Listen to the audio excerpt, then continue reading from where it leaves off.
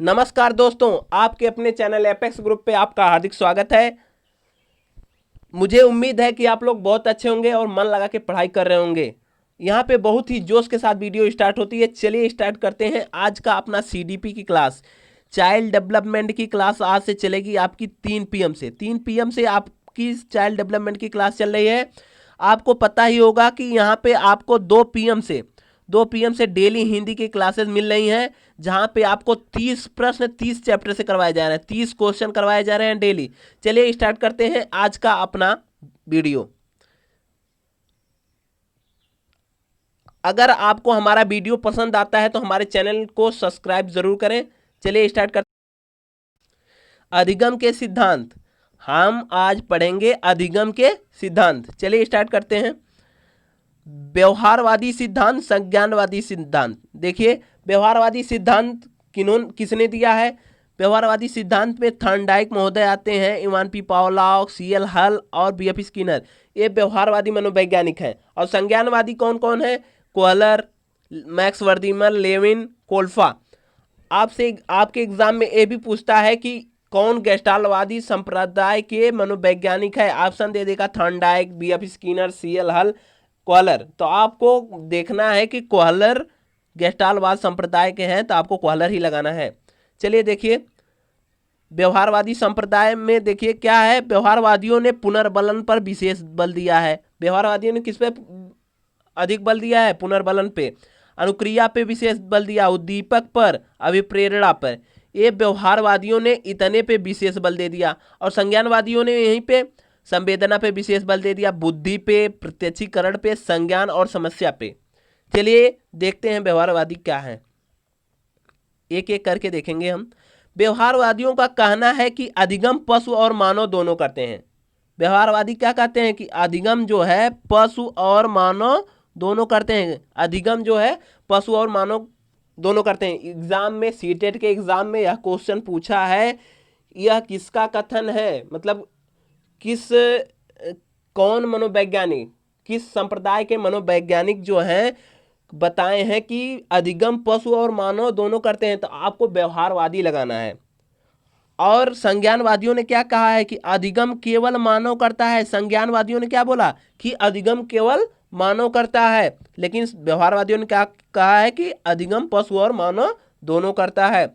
चलिए देखिए, व्यवहारवादी कहते हैं कि अधिगम धीरे धीरे होता है। व्यवहारवादी क्या कहते हैं कि अधिगम धीरे धीरे होता है। और संज्ञानवादी क्या कहते हैं कि अधिगम अचानक होता है, एकाएक होता है अधिगम। ये कौन कहते हैं? संज्ञानवादी कहते हैं। देखिए, अनुबंधन। अनुबंधन अधिगम क्या होता है? अनुबंधन होगा तभी अधिगम होगा। अगर अधिगम अनुबंधन होगा तभी अधिगम होगा। अनुबंधन जैसे अगर उद्दीपक अनुक्रिया, अभी आपको इसको मैं पीछे समझाऊंगा तो अच्छे समझ में आएगा कि अनुबंधन क्या है। अधिगम में क्या है? समस्या का समाधान करना ही अधिगम है। मतलब व्यवहारवादियों का, संज्ञानवादी क्या कहते हैं कि समस्या का समाधान ही अधिगम है। इसके बारे में अभी विशेष चर्चा करेंगे हम नीचे। चलिए देखिए,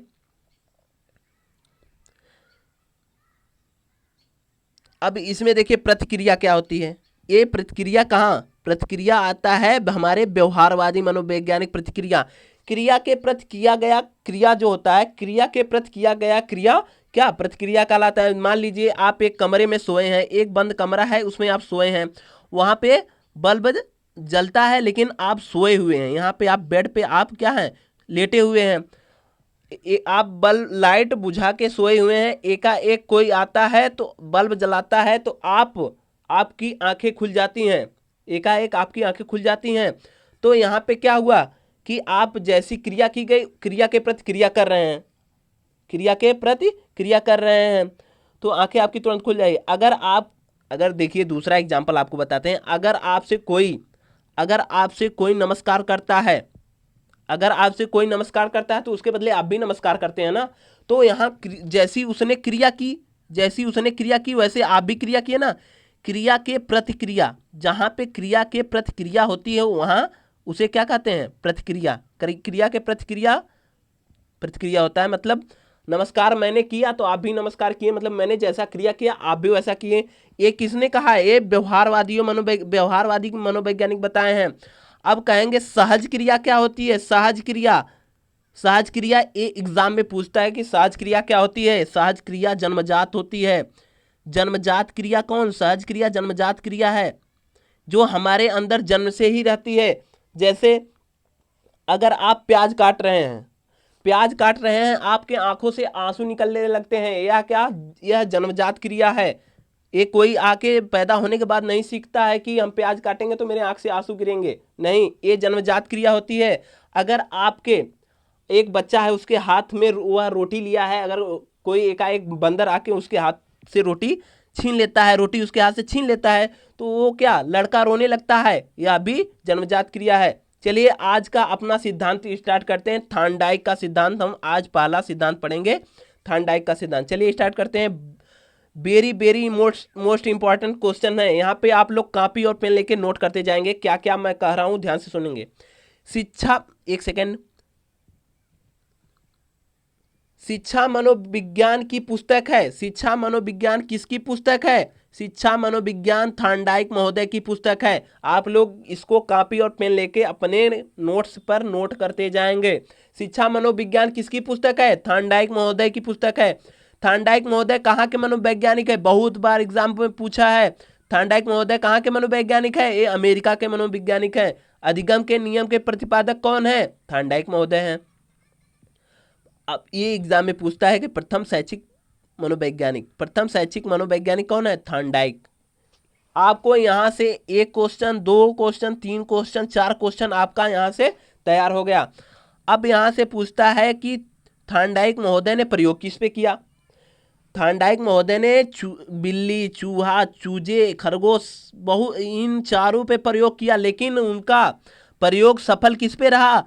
उनका सबसे अधिक प्रयोग बिल्ली पे सफल रहा। किस पे? उनका प्रयोग बिल्ली पे अधिक सफल रहा। चलिए स्टार्ट करते हैं थॉर्नडाइक के नियम।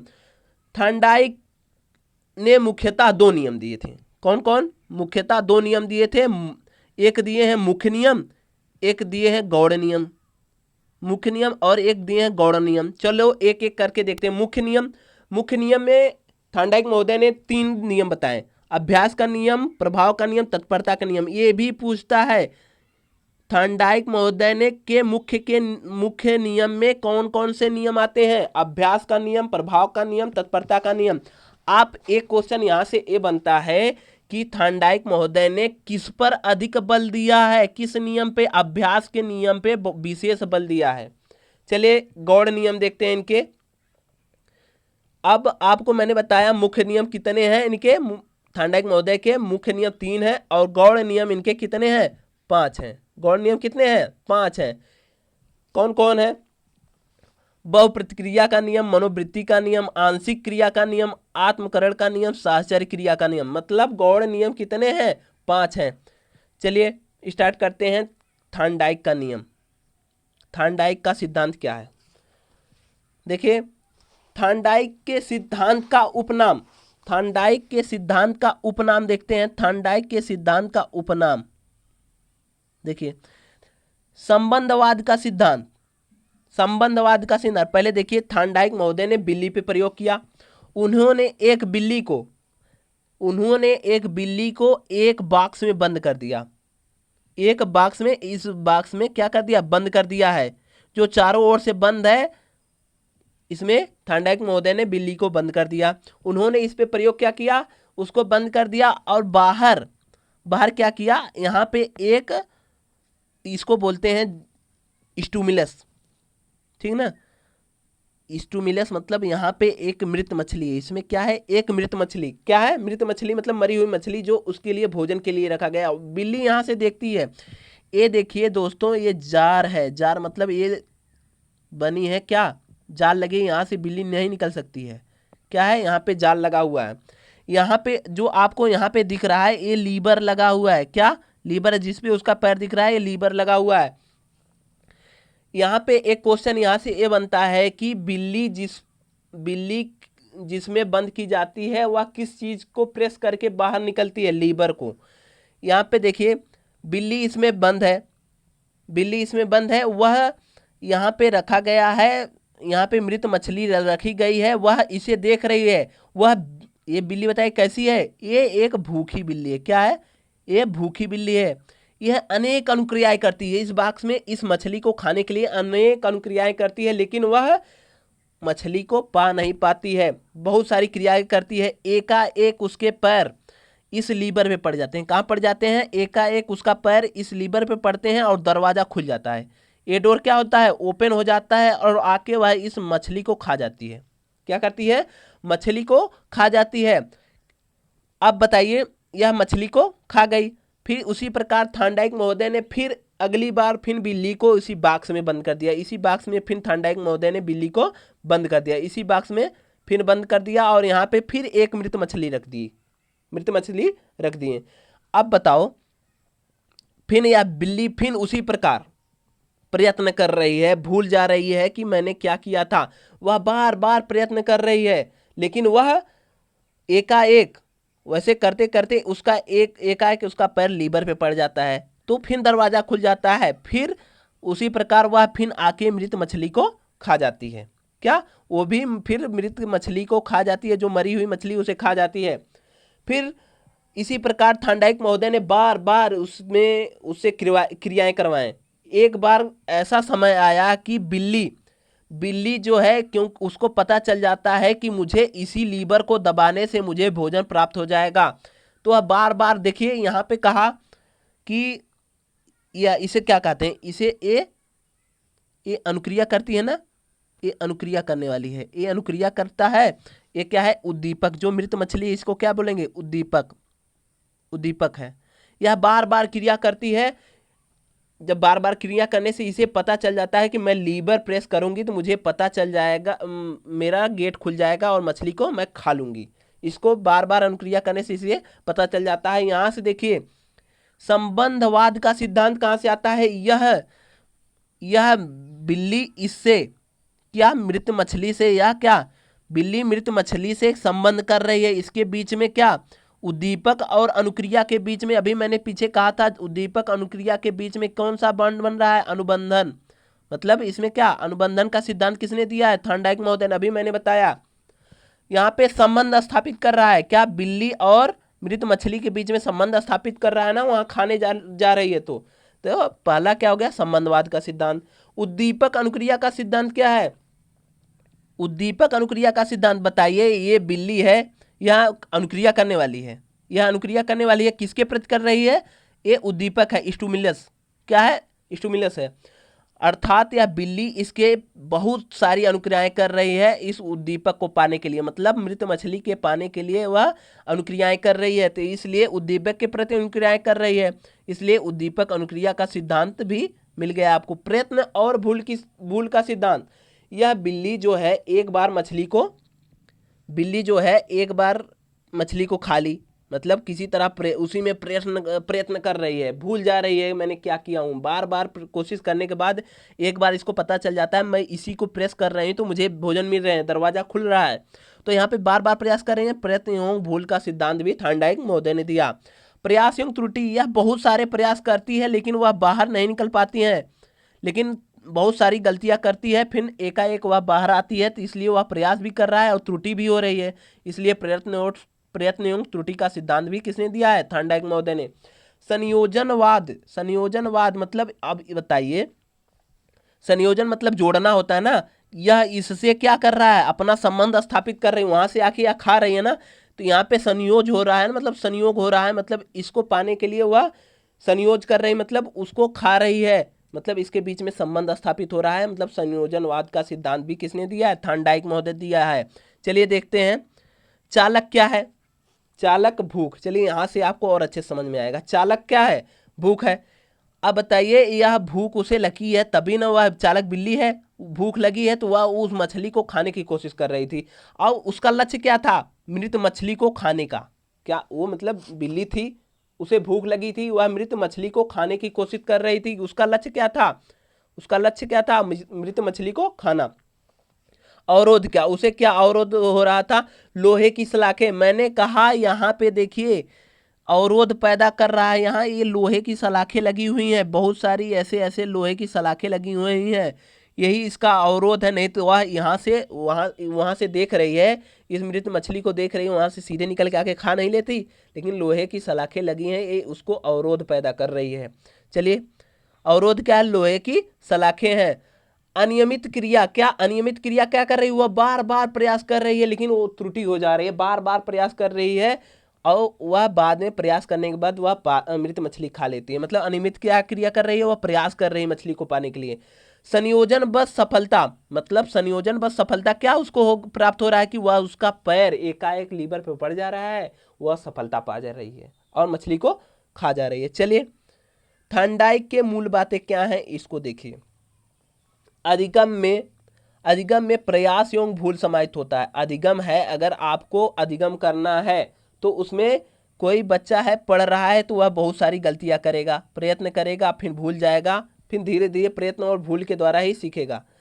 अधिगम अनुबंधन का परिणाम है। मैंने अभी बताया कि उद्दीपक है मतलब यहाँ भोजन है। अब अनुक्रिया करने वाला क्या है? बिल्ली है। यहाँ से इसको पाने में क्या इसके बीच में कौन सा क्रिया हो रही है? अनुबंधन हो रहा है इस उद्दीपक को पाने के लिए, इसलिए अनुबंधन का परिणाम है। अधिगम क्या? अनुबंधन का परिणाम है। अधिगम उत्तरोत्तर होता है। अधिगम क्या होता है? उत्तरोत्तर होता है। अधिगम में समय लगता है। अधिगम क्या है? अधिगम करने में समय लगता है, किसी चीज को पढ़ने और समझने में क्या समय लगता है। अधिगम संज्ञान पर आधारित नहीं होता है। अधिगम जो होता है संज्ञान पर आधारित क्यों नहीं होता है? कि क्या अधिगम है एकाएक हम बैठ के सोचते रहेंगे, क्या हमको दिमाग में आ जाएगा? कोई सवाल याद आ जाएगा? अरे भैया, हम जब पढ़े रहेंगे तब हमको संज्ञान मतलब याद आएगा, बैठ के सोचेंगे तब ना। जब पढ़े ही नहीं रहेंगे तो कहाँ से याद आएगा? इसलिए अधिगम जो है संज्ञान पे आधारित नहीं है। चलिए देखिए, कक्षा में इस नियम की क्या उपयोगिता है?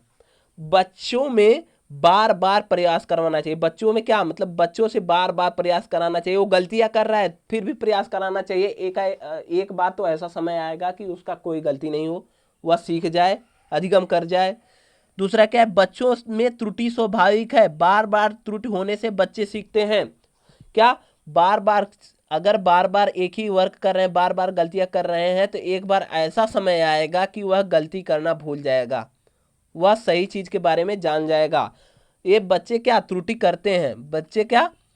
बच्चों में त्रुटि स्वाभाविक है, मतलब गलतियां तो होती ही हैं, लेकिन त्रुटि से बच्चे क्या सीखते हैं? शुद्ध उच्चारण करने के लिए इस सिद्धांत बहुत उपयोगी है। क्या? शुद्ध उच्चारण करने के लिए ये थॉर्नडाइक का सिद्धांत बहुत ही उपयोगी है। मंद बुद्धि के बालकों के लिए यह सिद्धांत बहुत उपयोगी है।